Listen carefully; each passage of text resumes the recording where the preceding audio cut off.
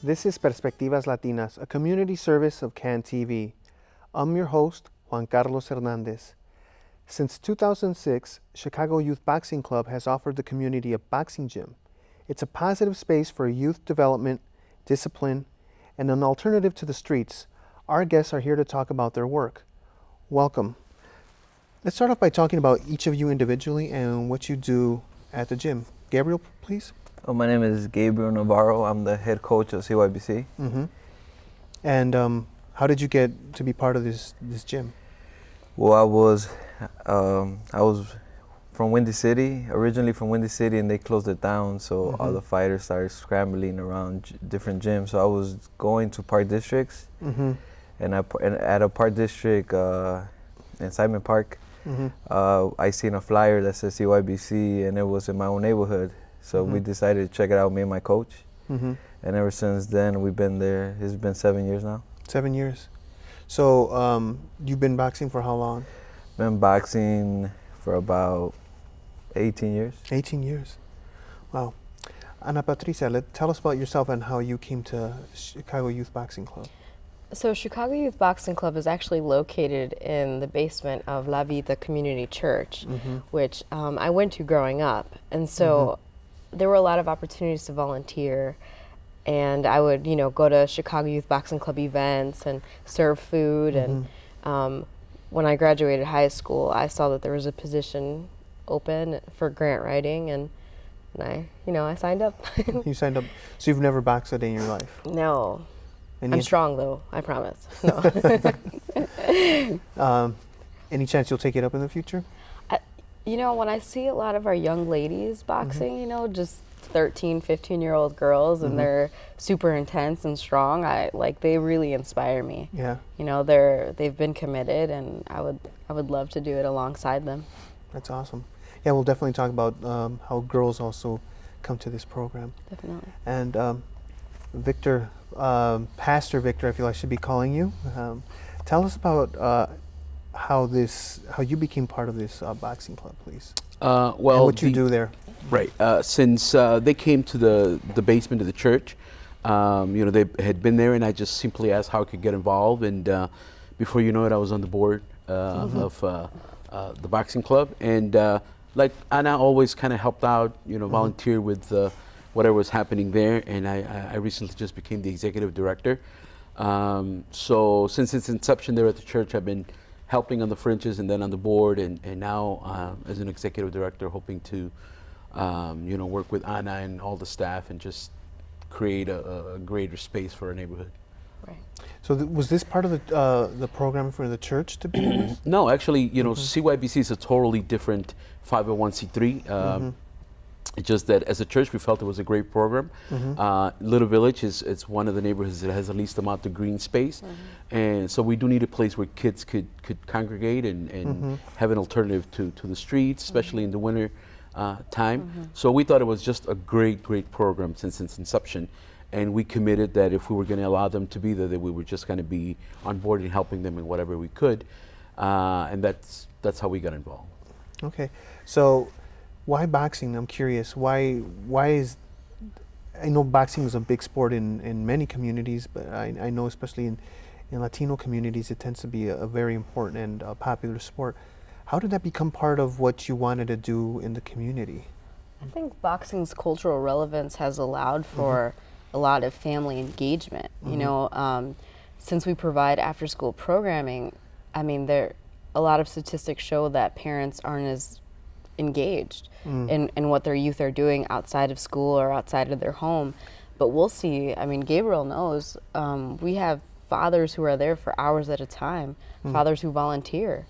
I think the cultural relevance, within specifically the Mexican community, has allowed for a lot of strong long-term relationships between families.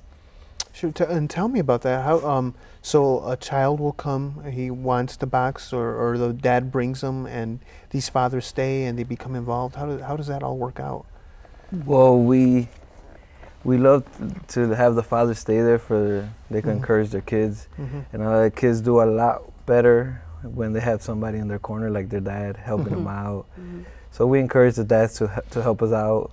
because they're the ones that go home with their son, and you know, they help us out with the diets and to feed them right and stuff, because in a couple of weeks we had to make weight. So getting the parents involved help us out, because we can't go home with them. So they help us out when, you know, by feeding them well, putting them to sleep early and stuff like that. So the programs you offering through CYBC, Chicago Youth Boxing Club, it's more than just boxing, right? It's this, like he's saying, this discipline of diet, of resting. How do I certainly want to get into how the program looks if I'm a child or a parent taking my child, but how do children respond to that type of discipline? Or how have they responded in your experience since you're a coach? Well, you know, it goes both ways, but we try to make it fun. Try to make it fun. The younger the kid is, we try to make it a little bit more fun. Not too much not too much like once a week we go upstairs to play basketball, because we want to do 4 days of boxing, 1 day of a different sport, for they won't get tired of it. So we try to make it fun. The older kids are the ones that are a little bit more, you know, we discipline them a lot more. The younger kids, you know, we try to make it fun for them, for they won't. Yeah, they won't see it as a burden, right? Yeah, like. Right. I think a lot of youth thrive off of discipline. I mean, I think we get a lot of youth who are at that age where they need a place that harbors their natural inclinations toward work ethic or, you know, discipline. So a lot of youth are looking for that, I think. And I mean, Pastor Victor has known some youth that have just turned around. Yeah, it's whatever discipline boxing is instilling them is kind of quieting a violent streak that some of the kids have. We've seen kids come in who are, you know, kind of violent outside and always fighting, and so sometimes we don't know what the wisdom is of putting them into boxing, which, you know, people think it's violent. But then you fast forward a few months, and here's the same kid walking away from fights, being, you know, he realizes that he has acquired a skill where he could do some damage, and he says it's not worth it. And so that discipline, it's strong. I mean, and so we have about 160 active members in the boxing club. That's a big number. It is, and only about 20% of our kids actually compete in boxing, but everybody else does the whole routine. I mean, you got kids in there who will never get in the ring. They just want to either lose weight or discipline, but who are doing, you know, push-ups, who are hitting the bag, who are sparring, who are, and so that, I mean, that takes a lot of discipline. And whatever that is creating in them is definitely, you know, focusing that energy into something that's quiet. And you see kids who rambunctious and stuff, and a few months later they're, you know, they've channeled that energy into something totally different. So, you know, whatever our coaches are doing, whatever they're doing, and whatever discipline they're acquiring. I mean, it takes a lot of discipline to, you know, run around the ring, go up and down the stairs of 4 stories, go up and down, hit the bags.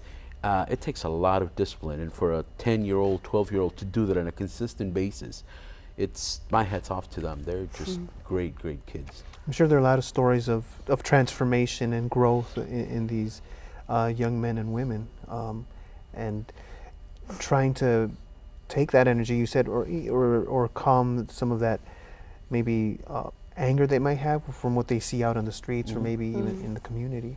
But you were gonna want to say something, Anna? Yeah, I think I want to point out that sports are a perfect platform for youth because it's one of the only times where they can make direct decisions. You know, they're in school, they're told what to study, especially at that age. They're told, you know, what lifestyle to lead by their parents.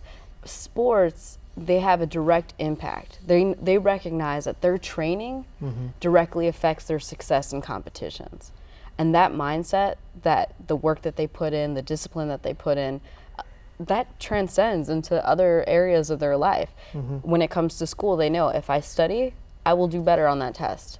And so really, boxing is a perfect platform for youth because it lays down this identity of work ethic and discipline, which youth are looking for. Yeah, certainly. We tend to think of I think sometimes the mentality in some folks is, oh, they should just be feel free to do whatever they want. But with that discipline, with a schedule and a regimen, Right. it really helps them focus their energies, right?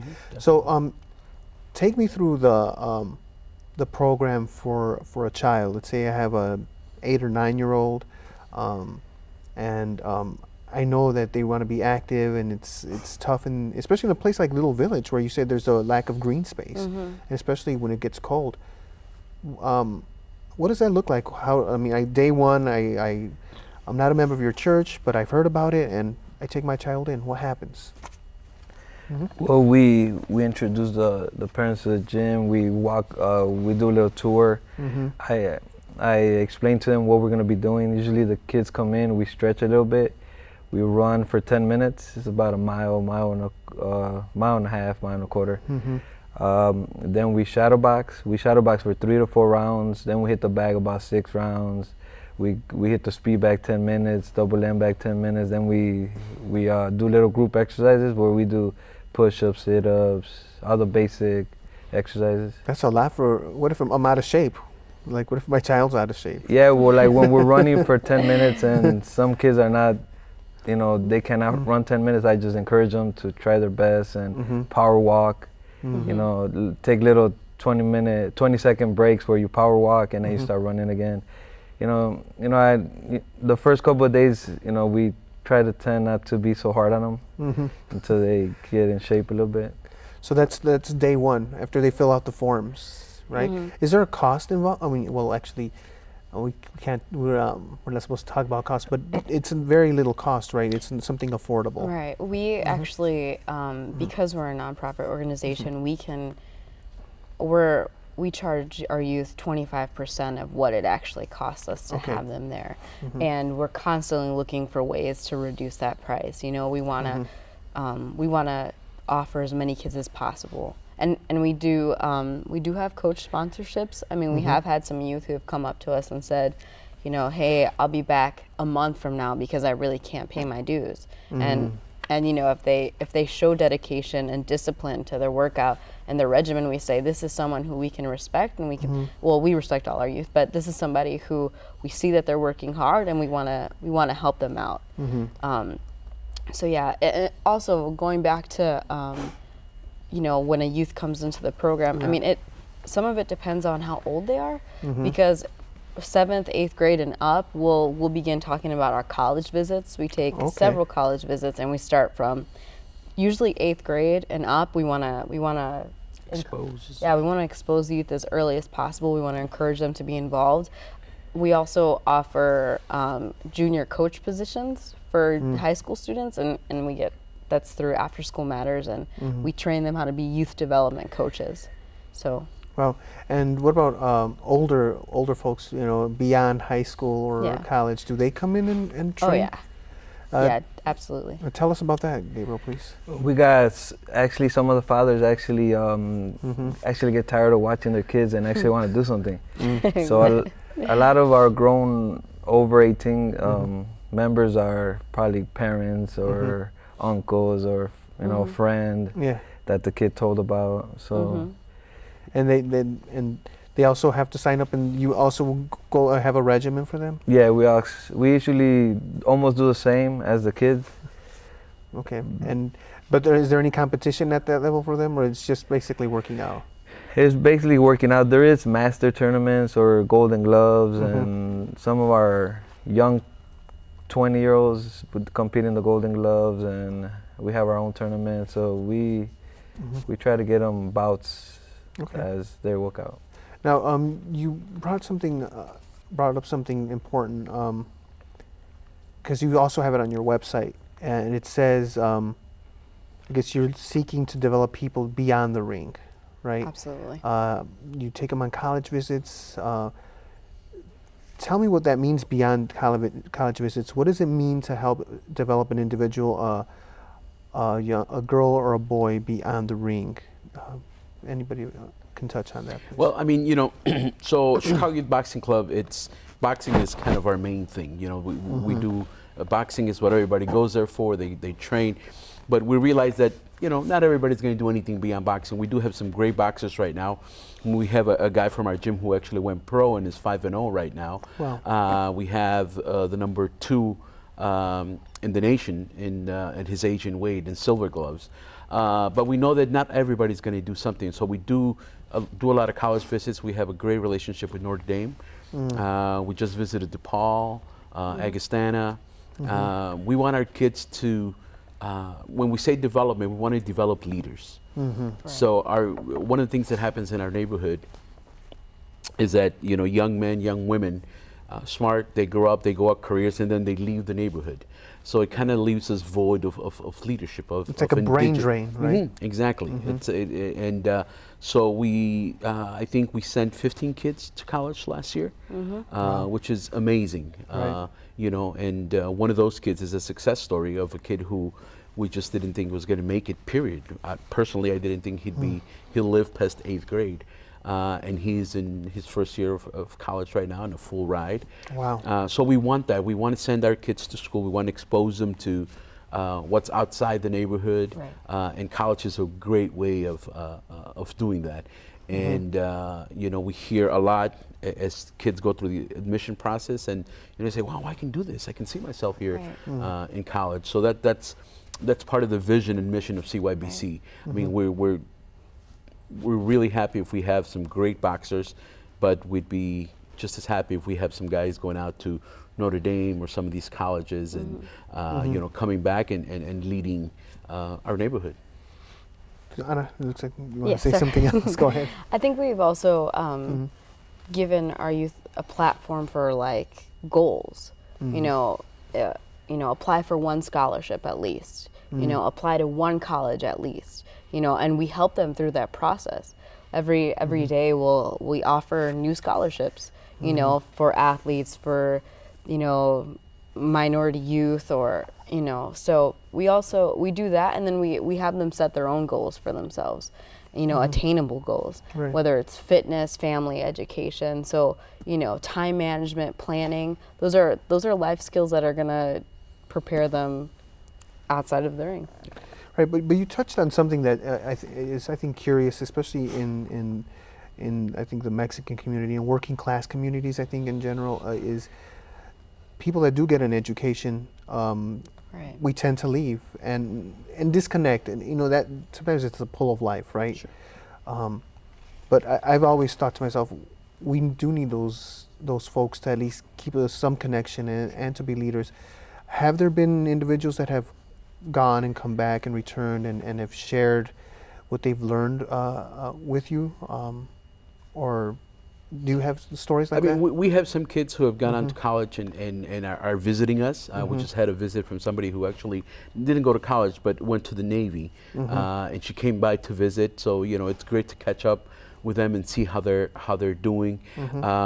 So we haven't had anybody go on graduate from college yet and then come back and do. But it's definitely something we want to sort of instill in our kids. I mean, our neighborhood is it's a great neighborhood. It's 26th Street is the second magnificent mile. Right. And there's a lot of resources. There's a lot of assets there that need to be developed. We're definitely not a neighborhood without any great kids and smart kids. We have a lot of potential. And so the goal would be to, have some of these kids, young men and women go, get their college careers and develop not only CYBC and the kids there, but the neighborhood at large. We're part of we consider ourselves part of the neighborhood in a very, very deep way. So, I mean, our goal is that kids come back and take us beyond, 4 or 5 years from now, somebody comes in and says, Pastor Victor, good job. You're no longer the executive director. I'm taking over. I'm like, great, good job. And that'd be great. Right. New thinkers, new, and we can see that here in Anna, a young lady who is doing an excellent job in program, directing the program. And so we'd like to see more of that. And it's great, kids. Yeah, she's an example that came up through your church, right? Yeah. And is part of the community and is now helping run this organization. Talking about community, who else do you work with in the community? What other organizations or churches have you said, well, we need to have strengthen these programs or have more programs like that, or we need to know about each other, because like you said, it is the second magnificent mile and there is a lot going on. Sure. But sometimes organizations don't even talk to each other or know about each other, right? Right. Anna? So we actually have two major sources. I mean, we were part of Neighborhood Sports Little Village for a very long time. You know, so every organization that is sports-based came together, would have meetings, say, how can we offer the best sports-based youth development? Or, you know, how can we offer more grants for these organizations that are doing wonderful work? We're actually also part of the Violence Prevention Collaborative of Little Village, and we're part of a violence prevention campaign. And, you know, so we cross-organizationally, we're sharing the same message of ASPAS, make peace within your organization. So our motto is ASPAS, making champions of peace within the ring. You know, so that cross-organizational communication has allowed us to really do a lot of things for our neighborhood as far as making peace. And our desire is to work with any organization in the neighborhood who's doing, you know, things in the neighborhood. You know, in the summer we collaborate with other organizations that are doing stuff around the neighborhood. You know, Enlace Chicago comes to mind, Universidad Popular. We do stuff with Beyond the Ball. So we definitely want to work, you know, with all the organizations in the neighborhood who are doing really great. And especially those that we have more in common with as far as sports. You know, boxing kind of has a bad, you know, reputation. People are like, oh, it's violent, right? and stuff. And but you know, especially in amateur boxing, they're very well protected. There's almost no hits to the head. If I were to ask you, which sport do you think has the most concussions? What would you say? Wow, I would say football.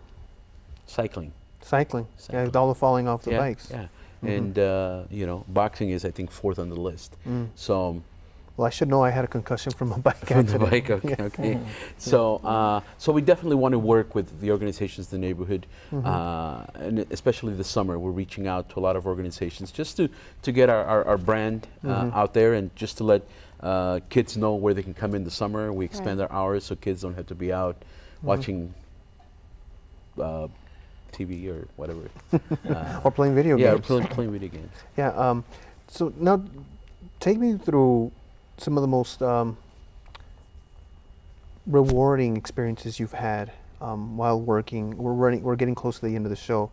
I'm sure you've had many, but tell me about one specific and how you've responded, or how that's helped you grow within the organization. Gabriel, please. Well, last year, taking Felix Gonzalez to the national Silver Glove tournament and him winning it. And he won it. How, and in what category? He won it at the 90-pound 12-year-old division. Wow. He fought state. Then you go to regionals, where you go up against the 5 states, and then from there you go to the nationals, where you go up against the best of the best. And he ended up winning it at 90 pounds. And you coached him? Yes, me and his father. Really? Wow. And he's still fighting out of your gym? He's still out of the gym, yes. Great. Anna, tell me about a rewarding experience you've had at CYBC. I think one of the most rewarding is we have a young lady named Vicky, and she has been boxing for years, and she's just such an inspiration. You see her, I mean, she was there at the gym when there were hardly any young ladies. Her tenacity and her dedication has just been an incredible, experience. And she was actually the first person who really welcomed me when I was there. And I've seen her do that a lot with a lot of the other youth.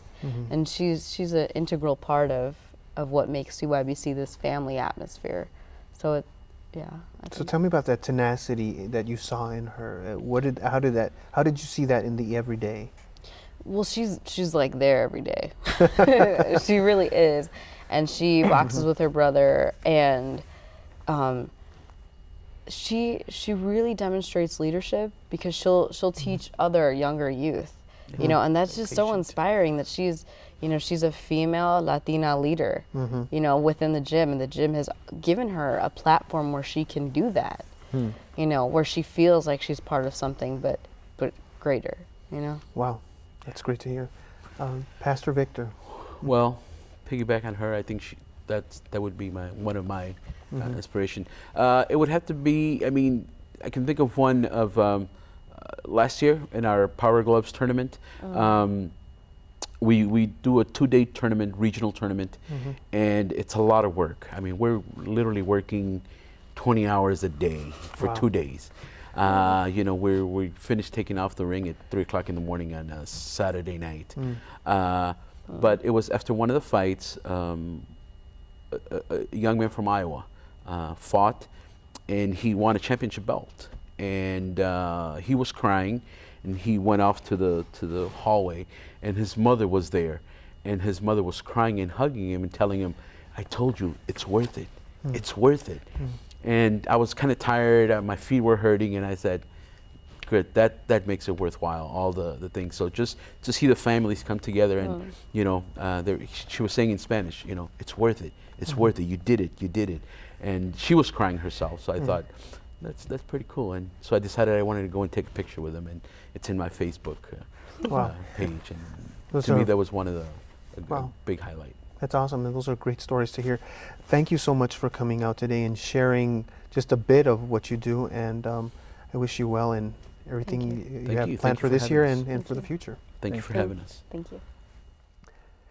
Perspectivas Latinas is a community service of CAN TV. If your nonprofit organization would like to work with CAN TV, call 312-738-1400 and ask for nonprofit services. Tune into Perspectivas Latinas for local issues and concerns every Thursday at 8:30 p.m. on CAN TV 21. I'm Juan Carlos Hernandez. Thank you for joining us.